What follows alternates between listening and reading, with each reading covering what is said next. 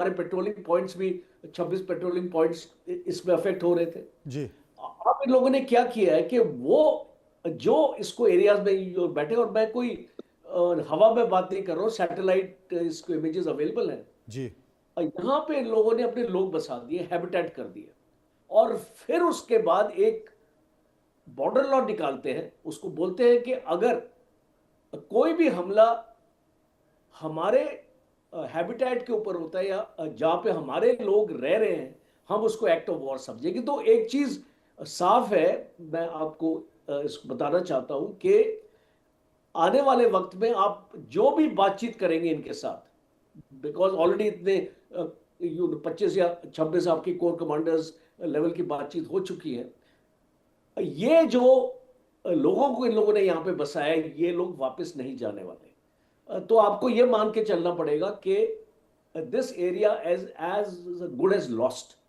और इसीलिए हम अपनी फौज को ऐसी ताकत दे रहे हैं वहां पे, और खास तौर पे लॉजिस्टिक्स के मामले में आपने देखा अटल टनल भी आ गया है। और जिस तरीके से विंटर स्टॉकिंग 6 महीने एडवांस विंटर स्टॉकिंग इस एरियाज में होती थी, अब वो हम एक दिन अपना इसको देखेंगे कि 24/7 हम इस एरिया को स्टॉक कर पाएंगे। बिकॉज लड़ाई में लॉजिस्टिक्स बहुत इंपॉर्टेंट होता है। आपके पास एम्यूनिशन होना चाहिए लड़ने के लिए, जी। और अगर आपके पास एम्यूनिशन ही नहीं लड़ने के लिए, तो आप उसको दुश्मन से कैसे लड़ेंगे?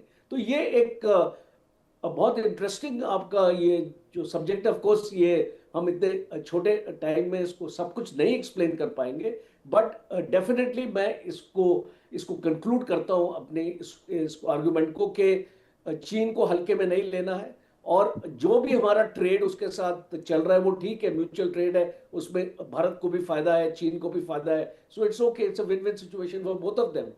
बट हमको अपनी इसको नजर हमेशा रखनी है, बिकॉज आपने बिल्कुल राइटली बोला, इसको बांग्लादेश में वो क्या कर रहा है, नेपाल में वो क्या कर रहा है, इसको भूटान में वो क्या कर रहा है, इसको बार्टर सिस्टम करके इसको डोकलाम के एरिया वो ले रहा है वहां से, उस भूटान से ले रहा है। और वो फिर आने वाले वक्त में सिलीगुड़ी कॉरिडोर के ऊपर भी थ्रेट आएगा। आप जानते हैं चुंबी वैली ये का जो एरिया है, उस में ये इसको 1962 में भी युद्ध हुआ था यहाँ पे। तो ये मैं इसको मान के चलता हूँ कि चीन को हल्के में नहीं लेना है, और हमारी फौज तो लेती नहीं उनको हल्के में। और हम इस तैयार है, अगर कोई भी मिस एडवेंचर हो। अभी हाल ही में अरुणाचल प्रदेश में उन लोगों ने हरकत करी थी और हमने उनको वापस भेज दिया। तो ये सारी चीजें बॉर्डर पे होती रहेंगी। ये बॉर्डर पे होती रहती। गौरी शंकर जी मेरे साथ मौजूद हैं। बहुत चिंता की बात है गौरी शंकर जी, अभी 7 बजे मैंने एक शो किया, उसमें देखा कि पार्लियामेंट में FCRA बिल आ रहा है, और उसके जो तमाम आंकड़े बता रहे थे कि अमेरिका और चाइना दोनों से सबसे ज़्यादा फंडिंग भारत की NGOs को होती हैं। हालांकि ये दशकों पुरानी बात है, कई सालों से लगातार बहुत सारे ऐसे प्रोजेक्ट होते हैं जो किसी देश की तरक्की में अपनी बड़ी भूमिका निभाते हैं। उन प्रोजेक्ट पर किस तरीके से विरोध किया जाता है, एक मानसिकता बनाने की कोशिश की जाती है, उसमें एक विदेशी फंड भी है। लेकिन जिस तरीके से भारत की सीमाओं पर घट रहा है, भारत आगे बढ़ रहा है, विश्व पटल पर अपनी एक पहचान बनाने की कोशिश कर रहा है, वैसे वैसे भारत को घेरने की कोशिश भी की जा रही है।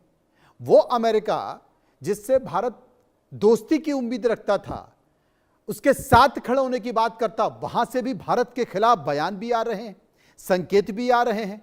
वो अमेरिका जो पाकिस्तान को हमेशा आतंकवादी देश मानता था, वो वहां के जो सत्ता के प्रमुख हैं, सरकार के प्रमुख हैं और वहां की सेना के प्रमुख हैं मुनीर, उनको वो रेड कारपेट डालकर स्वागत करता और कहता है कि आपके पास एक महान सेना अध्यक्ष है और आप महान प्रधानमंत्री हैं।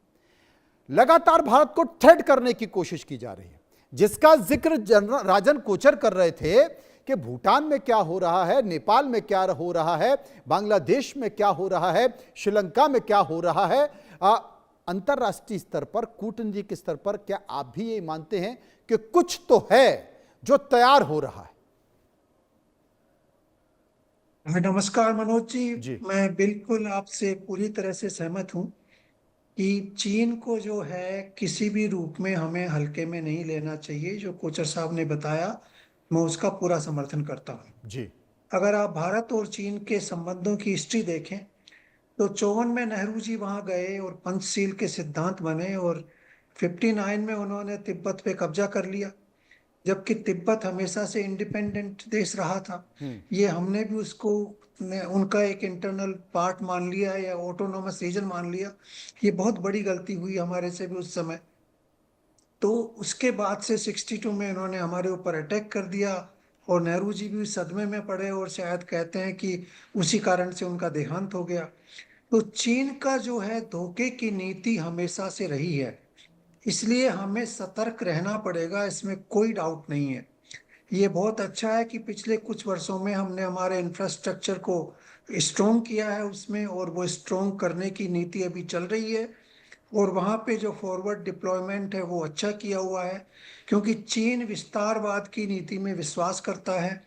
वो चाहता है कि वो एशिया की नहीं बल्कि संसार की सबसे बड़ी शक्ति बने, इसमें कोई डाउट नहीं है।